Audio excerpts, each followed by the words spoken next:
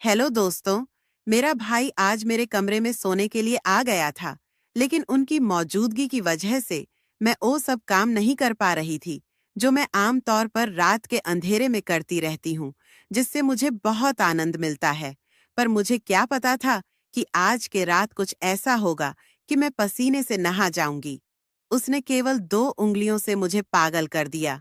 और अब यही सब मैं आपको अपनी कहानी में बताने वाली हूँ। मेरा नाम रेखा है। मैं 26 साल की कुंवारी लड़की हूँ और मैंने अभी तक शादी नहीं की है और सोच रही थी कि शायद शादी करूंगी भी नहीं। एक बार प्यार में धोखा मिला था और उसी दिन मैंने प्यार करना ही छोड़ दिया था, क्योंकि मैंने ठान लिया था कि अब कभी किसी लड़के के चंगुल में नहीं फंसूब। मैं एक कॉलेज में टीचर हूँ, एक भारतीय लड़की हूँ, पढ़ी लिखी और स्मार्ट भी हूँ। मेरे तन मन में नए जमाने की खूबी है, लेकिन कल रात जो मेरे भैया ने मेरे साथ किया, उसके बाद से बहुत कुछ बदल गया है और मेरी सोच भी अब बदल गई है। अब मुझे लगता है कि अगर कोई अच्छा लड़का मिल जाए तो शादी कर लेनी चाहिए। कल रात की बात है, मेरे भैया जो 32 साल के हैं और आर्मी में हैं, और भाभी का हाल ही में एक ट्रेन दुर्घटना में निधन हो गया था। रात का समय था। हम लोग खाना खाकर कुछ देर टीवी देख रहे थे। फिर मैं और भाई छत पर टहलने गए। भैया ग्राउंड फ्लोर पर सोते हैं और मैं फर्स्ट फ्लोर पर मेरे बगल वाले कमरे में मेरा छोटा भाई सोता है। रात के करीब 1 बज चुके थे और हम दोनों नीचे आ गए थे। तभी भैया मेरे कमरे में आए और बोले, कविता अभी नींद नहीं आ रही, चलो बातें करते हैं। हम दोनों बिस्तर पर लेटकर बातें करने लगे। बीच बीच में भैया अपने मोबाइल पर खेल रहे थे और मैं भी अपने मोबाइल पर लोगों के स्टेटस देख रही थी। तभी जोर से बारिश होने लगी और हल्की ठंडी हवा भी चलने लगी, जो हमें बहुत पसंद थी। देहरादून की हवा वैसे भी बहुत अच्छी होती है। कुछ देर बाद भैया सोने लगे। मैंने कहा, भैया आप अपने कमरे में जाइए, आपको नींद आ रही है। भैया नखरे करने लगे और बोले, कविता तंग मत करो ना प्लीज। ऐसा कहकर उन्होंने अपनी आंखें बंद कर लीं और 2 मिनट के बाद गहरी नींद में चले गए। मैं उठकर बाथरूम में चली गई और अपने कपड़े बदल लिए, क्योंकि मुझे टाइट कपड़ों में नींद नहीं आती। फिर मैं वापस आकर बिस्तर पर लेटी और मोबाइल पर कहानियां पढ़ने लगी। आजकल मुझे बहुत सारी बेहतरीन कहानियां पढ़ने को मिल रही हैं। मेरे भाई सो चुके थे और मैं वह सब नहीं कर पा रही थी जो मैं आम तौर पर रात के अंधेरे में करती हूँ, जब मैं अकेले सोती हूँ। लेकिन आज भाई की वजह से मैं ज्यादा कुछ नहीं कर सकती थी। इसलिए मैंने मोबाइल रखकर सोने की कोशिश की, लेकिन कहानी के विचार मेरे मन में घूम रहे थे और नींद मुझसे दूर हो गई थी। रात गहरी हो रही थी और मेरे मन में एक अजीब सी बेचैनी हो रही थी। नींद तो थी ही नहीं और दिमाग में वही कहानी चल रही थी जो मैंने सोने से पहले पढ़ी थी। उस कहानी ने मेरे अंदर एक अजीब सी हलचल मचा दी थी और मैं खुद को शांत नहीं कर पा रही थी। भाई पास में ही सो रहे थे और उनकी नींद की आवाज ने मुझे और भी उलझन में डाल दिया। अगर वे वहां नहीं होते तो शायद मैं खुद को उस कहानी का हिस्सा बना लेती और ओ सब करती जो मुझे रात के अंधेरे में अकेले करने में आनंद मिलता है। लेकिन आज की रात कुछ अलग थी। मैं अपने ने ही ख्यालों में खोई हुई थी। तभी अचानक भाई ने करवट बदली और सीधे हो गए। मेरी नजर अनायास उस दिशा में पड़ी और जो मैंने देखा उससे मेरे पैरों तले जमीन खिसक गई। भैया ने बहुत पतली लुभर पहनी हुई थी और उसकी वजह से कुछ ऐसा दिखाई दे रहा था कि देखकर मुझे शर्मा आ गई। मेरी मूड और भी खराब हो गई थी। शर्माना तो दूर, मैं अपनी नजरें उस पर से हटा ही नहीं पा रही थी। मन में एक अजीब सी उथल-पुथल चल रही थी। एक तरफ मैं खुद को काबू में रखने की कोशिश कर रही थी और दूसरी तरफ मेरे अंदर की बेचैनी बढ़ती जा रही थी। सच कहूं तो अब मुझसे और सहा नहीं जा रहा था। हर पल ऐसा महसूस हो रहा था कि अगर मैंने खुद को काबू नहीं किया तो कुछ भी हो सकता है और यह स्थिति मेरे लिए रुक पाना नामुमकिन होगा। मेरे दिल की धड़कनें तेज हो गईं और मन में डर समा गया कि अगर कुछ गलत हो गया तो भाई मेरे बारे में क्या सोचेंगे, भैया की नजरों में मैं कैसी नजर आऊंगी। इन सवालों ने मुझे और भी हैरान कर दिया था। लेकिन दूसरी तरफ मेरे मन में एक गहरी इच्छा भी थी जो मुझे बार बार उस दिशा में ले रहा था, जैसे कि जो कुछ भी मैं सोच रही हूं उसे पूरा कर लो। मेरे अंदर की जद्दोजहद अब चरम पर थी। हर पल मैं खुद से लड़ रही थी, लेकिन कहीं न कहीं मन के किसी कोने में वह पुरानी कहानी फिर से उभरने लगी थी और उसी वजह से मेरी इच्छा और भी बढ़ रही थी। अब सवाल यह था कि क्या मैं भाई को इस तूफान से बचा पाऊंगी या फिर भाई मुझे अपनी पकड़ में ले लेंगे। रात का माहौल पहले ही अजीब था और फिर भाई का फोन बजने लगा। शायद किसी ने उन्हें मैसेज किया था और वह फोन मेरी साइड में ही रखा हुआ था, क्योंकि भाई ने उसे चार्जिंग पर लगा दिया था। सोने से पहले भैया गहरी नींद में सो रहे थे, लेकिन फोन पर लगातार मैसेज आ रहे थे और उनकी आवाज ने मेरी बेचैनी को और बढ़ा दिया। मैंने सोचा क्यों ना फोन को म्यूट कर दूं ताकि आवाज बंद हो जाए, लेकिन साथ ही मेरे मन में एक सवाल उठ रहा था। इतनी रात को भैया को कौन मैसेज कर रहा होगा?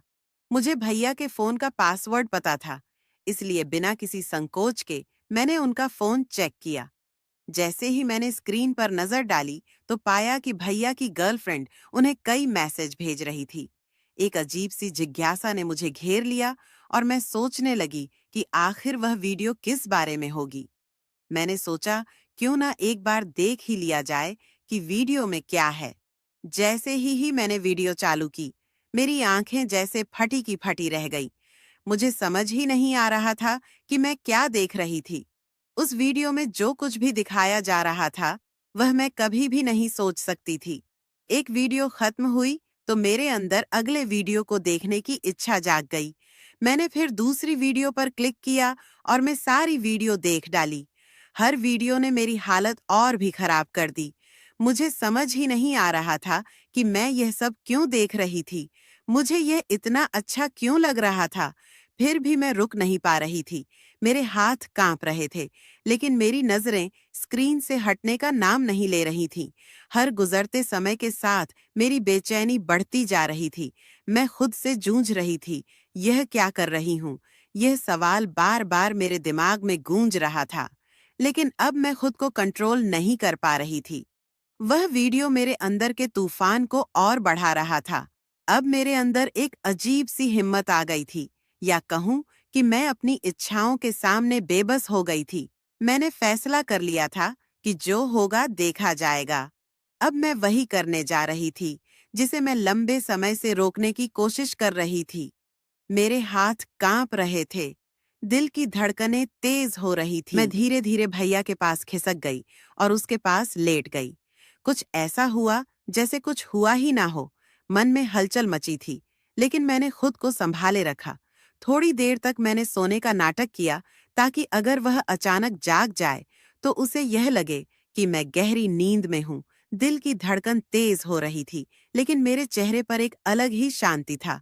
फिर मैंने धीरे धीरे अपना पैर भाई के ऊपर रख दिया, ऐसा जैसे नींद में अनजाने में कुछ पल ठहर गए हों और भाई हरकत का इंतजार करने लगे हों, लेकिन कोई हलचल नहीं हुई। वह अभी भी गहरी नींद में थे। मुझे अपने पैर पर उसकी गर्मी महसूस हो रही थी और कुछ और भी। उसका शरीर शांत पड़ा था, लेकिन उसके मन के भीतर एक और कहानी चल रही थी।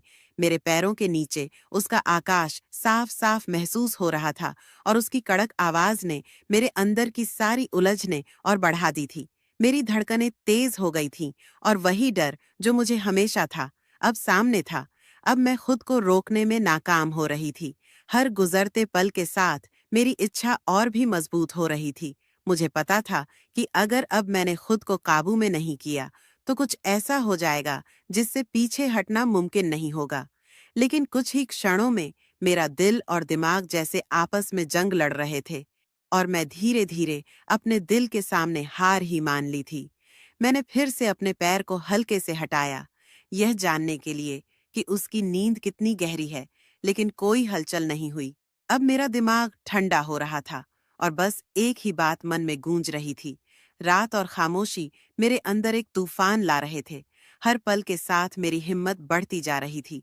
मैंने जो कदम उठाया था, अब पीछे हटना मुमकिन नहीं था। लेकिन उस समय मुझे यह नहीं पता था कि वह सोया नहीं था। दरअसल वह गहरी नींद में नहीं था, बल्कि वह तो शुरू से ही सोने का नाटक कर रहा था। मेरे हर कदम का उन्हें पहले से अंदाजा था। जो मैंने अनजाने में किया, वह सब भाई ने जानबूझकर देखा। इसलिए मुझे सजा देने के लिए भाई चुपचाप लेटे हुए थे। मैं पूरी तरह से अनजान थी कि उनकी आंखों में बंद होने के बावजूद उनका दिमाग पूरी तरह से जाग रहा था। मेरे दिल में हलचल मची, लेकिन भाई की कोई प्रतिक्रिया न देखकर मैं और भी खुश हो गई। ठीक तभी जब मैं कुछ और करने वाली थी, उन्होंने अपनी आंखें खोल दी। मेरे दिल की धड़कन जैसे रुक सी गई। ऐसा क्या हो गया? जैसे ही उनकी आंखें खुली, मैंने तुरंत अपनी आंखें बंद कर ली। वह सोने का नाटक करने लगी, लेकिन मेरे दिल में घबराहट और बेचैनी साफ नजर आ रही थी। मुझे पता था कि मैंने खुद को एक बड़ी मुसीबत में फंसा लिया है, लेकिन अब जो होने वाला था, उसके लिए मैं बिल्कुल भी तैयार नहीं थी। तभी भाई ने मुझे उस हालत में देख लिया। कुछ कहने से पहले ही उसने बिना किसी झिझक और शर्म के अपना कदम आगे बढ़ा लिया। उसके बाद जो हुआ, वह मेरे साथ, ओ सब कम लगातार 4 घंटे तक वह मेरे साथ कुछ ऐसा करते रहे जिसे मैं कभी नहीं भूल सकती। उस वक्त ने मेरी पूरी दुनिया ही बदल दी। लेकिन इस कहानी का अंत यही नहीं है। जो 4 घंटे तक हुआ, उसकी पूरी हकीकत मैं आपको अगले भाग में बताऊंगी। अगर आप जानना चाहते हैं कि आगे क्या हुआ था, तो मेरे चैनल को सब्सक्राइब जरूर कीजिएगा, ताकि आप इस दिलचस्प और सस्पेंस से भरी कहानी का अगला भाग एंजॉय कर सकें। मैं आपकी प्यारी दोस्त मिलती हूँ आपसे कल, तब तक